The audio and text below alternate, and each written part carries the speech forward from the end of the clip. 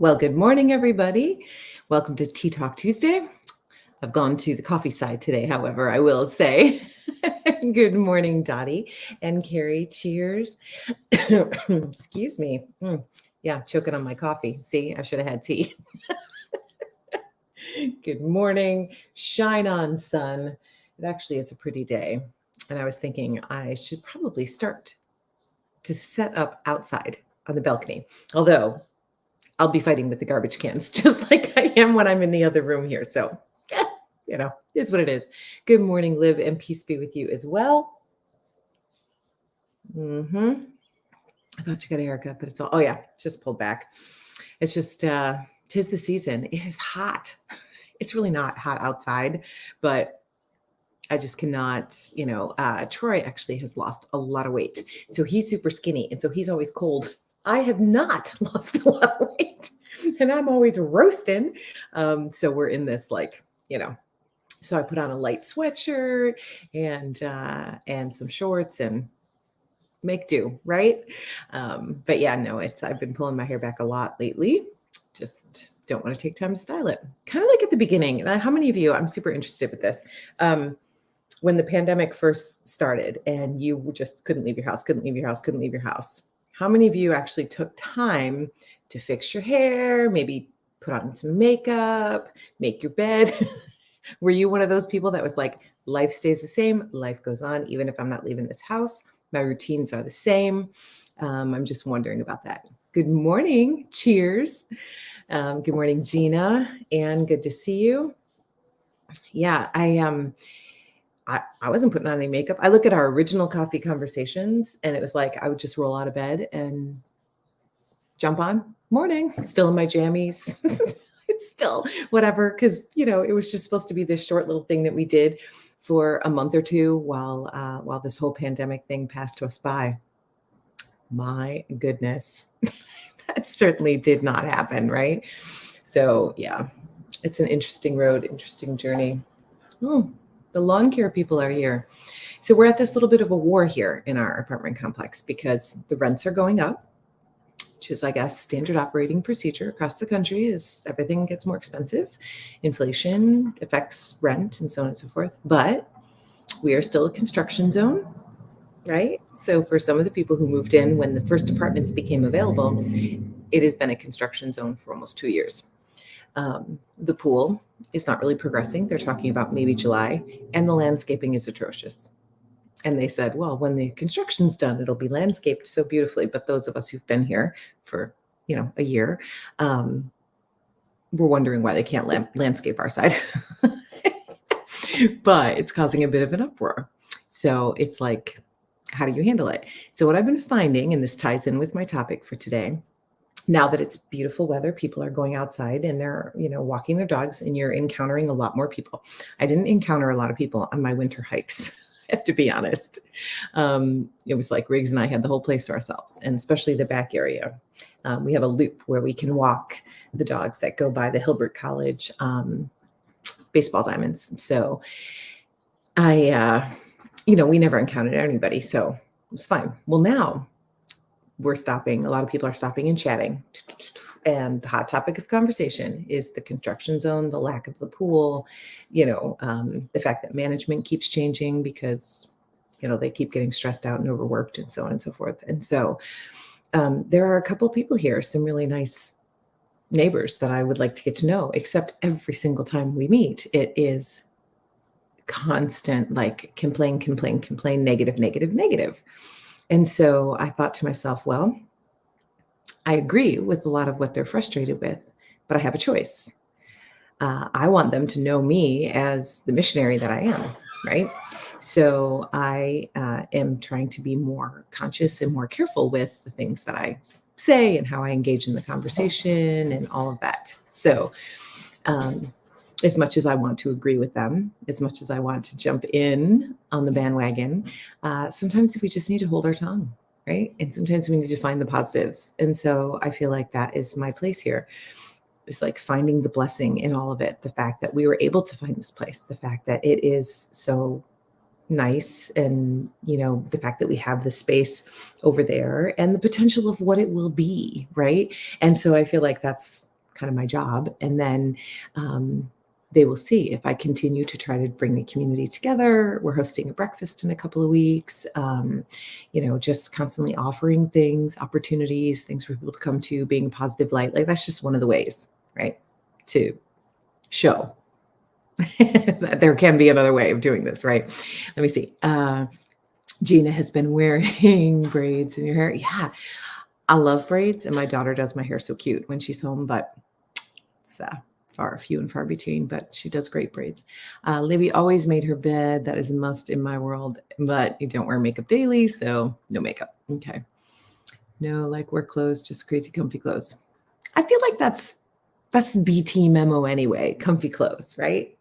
Be comfy because we're working. Got all the inspiration can't come with a tie on or a dress. Just kidding. Inspiration always comes, right? Cindy, hello. Peace be with you as well.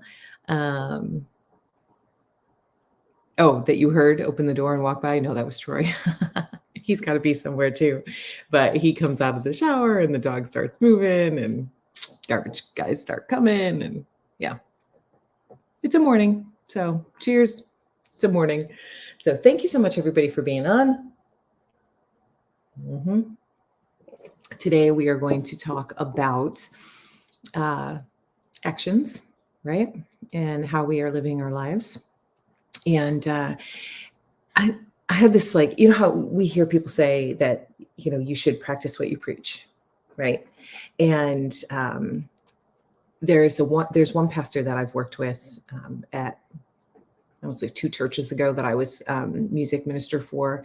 And there's one thing that would describe him perfectly. And it was, this man, he walks the talk. He practices what he preaches. These are things that people would say about him, right? And he's not the only one, but in particular, this particular pastor, that is the way that everyone would describe him. Exactly what he says and how he preaches is how he lives his life. And so it is so believable. And it made me think of some of the people that I've worked for that maybe didn't treat me so well, or that I had a hard time with. I think I'm pretty easy to get along with, right?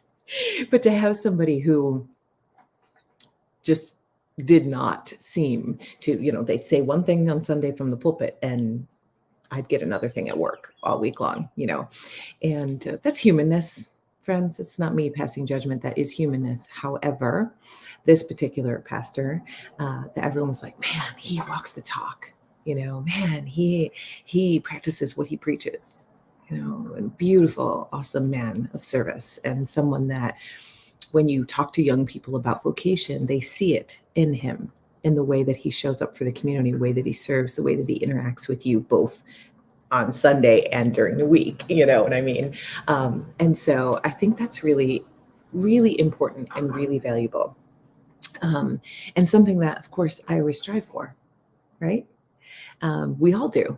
I think that's something that we always strive for. But our deacon said something this weekend that really struck me. And usually something gets said on Sunday that is inspiring me for my tea talk, right? But he said, maybe rather than practice what you preach, how about you preach what you're practicing, right? And so when people hear you say something, they should be like, yeah, because that's how this person lives, right? And I'm going to use Greg and Libby as an example, because the first time I met them, they were up here in Buffalo at an event. And well, it wasn't the first time we met, but it was the first time we were like collaborating on an event. And I just remember, like, we were out to dinner afterwards, or yeah, I think it was dinner. And I was just like kind of listening to them, and we were laughing so hard. And Greg was so funny, because sometimes Greg can just be blunt and right, and just, occasionally crass, and it's really funny. And we were just laughing and laughing, and I was like, should he be talking like this and with our contacts right here at the table? Like, aren't we supposed to be a little more holy? this was this thought that I had, which I think I probably have shared with him in the past, but I remember thinking that. But then the more that we worked together, the more that I realized, like, Greg is Greg. The Greg that shows up to do ministry and is in front of a congregation is the same Greg that I was having dinner with that night. And so, oh, a little more holy. Yeah. Libby, yes. I realized that he is the same person. Now, granted, usually he's not going to drop an F-bomb in a program, right? But the way that he views people, the way that he loves people, the way that he helps someone to see that they have value, right, is exactly the way he's been living, day to day. So if you interacted with him on the street or in a restaurant or, wherever, you would find the same person that you then go to a program to hear talk, or you pick up his book to read, and you realize that's the same person because he is preaching what he practices. All right. So I'm going to use him as an example. So my challenge for us today, friends, is there an area of our life where we are not practicing what we are preaching to the world? And how do we do that? How do we preach? How do we talk? And are we walking that same talk, So I was thinking of a couple of areas where this might be relevant. One is like, how do you handle challenges when you're faced with challenges? It's one thing to walk and talk a certain way when life is going swimmingly, right? But then suddenly a global pandemic hits. Suddenly, I wonder if we're still going to be referencing this in like 10 years. Are we going to be like, and then a pandemic hits? Or is it just because, well, it's still hitting? I don't know. But when we're faced with those challenges, like when we're faced with a sorrow, right? An unspeakable sorrow. Maybe you lose a family member. Maybe you have a diagnosis that shakes your entire universe, right? How do you handle that? Do you hibernate and hide and pull away? And are you quiet with your sorrow? And I'm not saying that this is not the way to do things. Okay. I'm just wondering how you do things. Are you someone who comes away and, handles it on your own? Or are you someone that allows the community to come alongside you and embrace you during that time and help you through a difficult time? I'm just wondering which school you are. Not that one is right or one is wrong, right? Just curious on how you handle that. Do you openly go and ask for prayer or seek counsel or whatever when you're handling difficult situations? I think it's probably a pretty big mix here.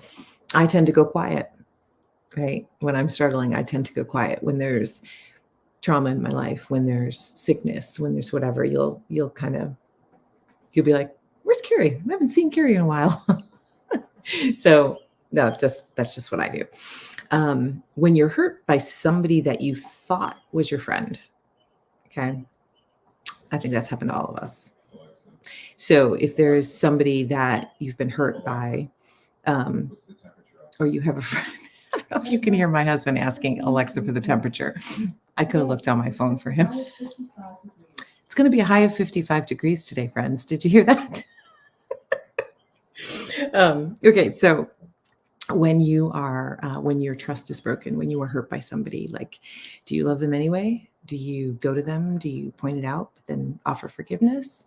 Do you just not deal with it, but hold it in the back of your head that this person now cannot be trusted, and keep a piece of yourself back? Or do you work actively to mend that relationship?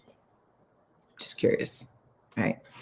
I am not a grudge holder per se. I'm not one that carries grudges, but I am one that doesn't allow you to do it twice to me. You know what I mean? And so that can at times be an issue, and that can affect relationships, and I'm thinking of one relationship in particular that was never the same after I was hurt by this person. Didn't write him out of my life, didn't say we no longer speak, didn't do any of those things. Still kind, still respectful, still, even desire to spend time, but there's only so much that they're going to see of me. There's only so much that they're going to get of me because I'm being protective, right? But was that really the way that I should go with that? And, that's a whole nother discussion we could probably have, but Libby's like, yeah, too. Cindy goes quiet as well. Gina, yeah, on that one. I think there's probably a lot of us that do that when sometimes we are being called to allow others to see how someone who loves the Lord handles grief, someone who claims to have God first in their life handles sorrow, how someone who's been hurt can forgive and can show you God's grace and mercy, even though they're hurting. Does that make sense? If you're faced with something terrible, we know, I'm sure everybody's been following what's been happening here in Buffalo. I wore my home shirt in solidarity, right? It's ridiculously tragic. I don't even know if you can use those two words in the same way, but to have someone come in to your home, so to speak, and to wreak such havoc, right? To come in with such hatred and just kill people, right? It invokes kind of a terror, right? And we were talking about it last night, Troy and I. We were talking about, the news is just full of the people who survived, their names, their pictures, their services, the family speaking out, what they did with their lives, how they lived their lives. We suddenly hear about how they're showing up in the world, how they live their lives, what they're doing, the impact that they made in the world. In fact, one of the survivors, she was injured, but she survived, is the daughter of Norm Polini, who he is one of the founders of St. Luke's Mission of Mercy here in Buffalo. And his family has served that community there in that area for years, and the incredible impact that family has had. So it kind of was like, of course they were there. Of course she was there in that moment with those people. And I kind of suspect, we haven't heard yet, but I kind of suspect the impact that she's had in her community where she works there at that Tops is profound, because she was walking the talk in that place, carrying on the legacy of her father and family in that area. So it's from what I know of her. So, but here now you have this thing, and it's, how do we handle it? How do we treat people? And, Buffalo and probably Cleveland's the same, and probably your community, but definitely here in Buffalo, we're known to be the city of good neighbors. People rally together, people come together in these times. And even more so now when it was a stranger that came from out of the area and came with such anger and hatred and awfulness, right? And of course, my husband's involved with everything that's going on there now, and that healing. What we don't want to happen is a bunch of people who take this terror as an opportunity to get on a pedestal and talk about all the things that they don't actually do in their life. We're already seeing it. Social media is riddled with it. Everybody's got an opinion. Everybody's talking about the way that people should do things, the way that people should handle this, the justice that should be served, all of that. Everybody's talking about that, and you're like, it's not what I see in your life, friend, So I'm not really sure that I'm going to listen to you. Right? But the challenge in all of that is, who's going to talk about the forgiveness of the shooter? Is anyone going to talk about that? People will be like, it's too soon. People are too hurt. And I'm like, that's the greatest challenge, right? When you are looking at something this horrific and you say, I forgive you. It's one thing for me to say, I forgive you. I didn't lose a family member. I didn't lose a loved one. I didn't even lose a friend in that. Millie checked in on me. She was super, super sweet. She checked in on me a few hours after it happened, when she had heard, and she's like, please tell me you weren't grocery shopping, kind of thing. And I was, in fact, but my answer to her was, my grocery store didn't fit that profile, So for me to stand up and say, I forgive him, might not hold much power, right? I wasn't the one who was attacked. My neighborhood wasn't the one that was attacked. My family members weren't the ones that were lost. But still, if I want to talk to people about forgiving, about next steps to healing, which starts with forgiveness, right? I can't be someone who's standing over here holding grudges against everyone who's ever wronged me in my life. I think you see what I mean by that point, right? So preaching what we practice. So if you've ever hurt me and I've ever forgiven you, and then I talk about forgiving this gunman, that's going to communicate. It's going to hold water, so to speak. There's going to be weight behind that. How many different ways can I say that, right? So as I was walking yesterday, I was just kind of thinking about this topic. And, we all, when things happen in our world, I mean, obviously it's getting the attention of our country. The president's showing up today. Some are happy, some couldn't care less. We're just going to leave it at that. There are eyeballs on our community, and we have an opportunity to show them, to show people, to show the world, like how to respond in these situations, how to be, and who God is in the way that we show up, right? So that was what I was thinking about as I, was working on my song. I did not know that. I did not know that the security guard was also a deacon. I know he was a retired police officer, but I didn't know that he was also a deacon. That's amazing. Yeah. And it's also a beautiful example, right? I'm sure people learned a lot from him. Honey, did you know that the security guard was a deacon? The one that died? No.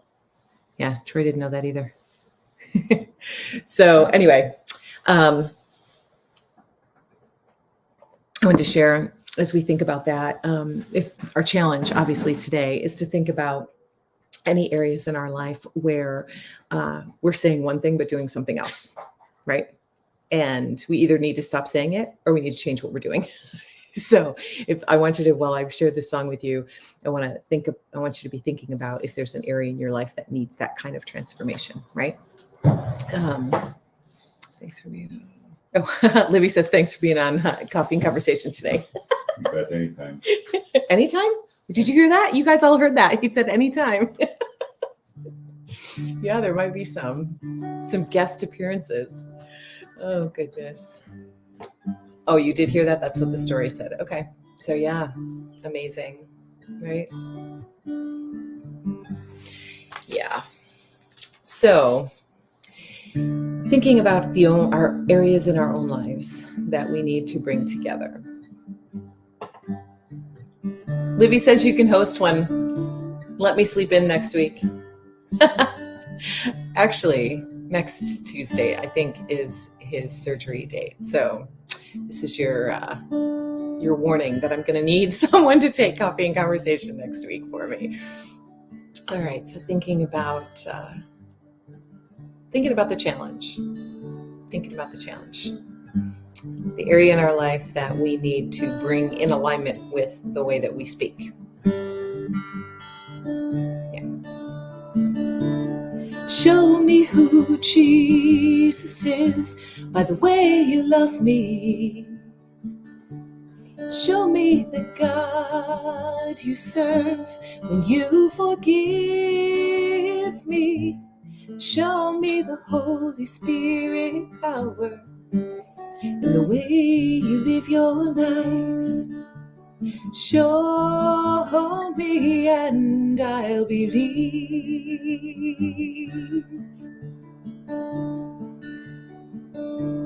Show me how to have faith in a world so full of hate.